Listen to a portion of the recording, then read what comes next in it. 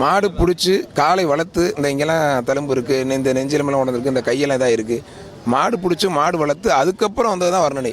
சின்ன பிள்ளையில் கபடியில் பேசினேன், இப்போ நல்லா கூப்பிட்றான்னு சொல்லிட்டு ஊர் பக்கத்து ஊர் தெரிஞ்ச ஒரு சொந்தக்காரன் பந்தக்காரன் அந்த மாதிரி கூப்பிட்டாங்க. இதுக்கப்புறம் தான் அந்த 2017 போராட்டத்துக்கு அப்புறம் சேலம், நாமக்கல், திண்டுக்கல், விருதுநகர், கிட்டத்தட்ட ஒரு 22 மாவட்டம் பேசிட்டேன்.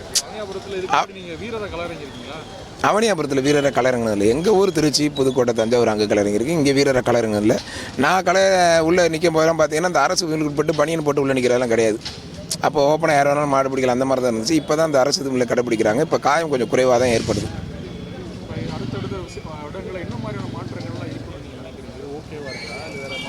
ஓகே, மாற்றங்கள் நிறையா இருக்கும். ஒரு சில மாற்றங்கள் வந்து வெளியில் சொல்ல முடியாத அளவுக்கு இருக்குது. ஏன்னா நடத்துகிறாங்க, பாதுகாப்போடு நடத்துகிறாங்க. பட் ஆனால் வீரர்களுக்கும் காலை உரிமையாளர்களுக்கும் பிரச்சனை இல்லை. அந்த பெறவாடியில் நடக்கிற பிரச்சனை, அந்த கலெக்ஷன் மேலே நடக்கிற பிரச்சனை, இது பொதுவான பிரச்சனை தான்.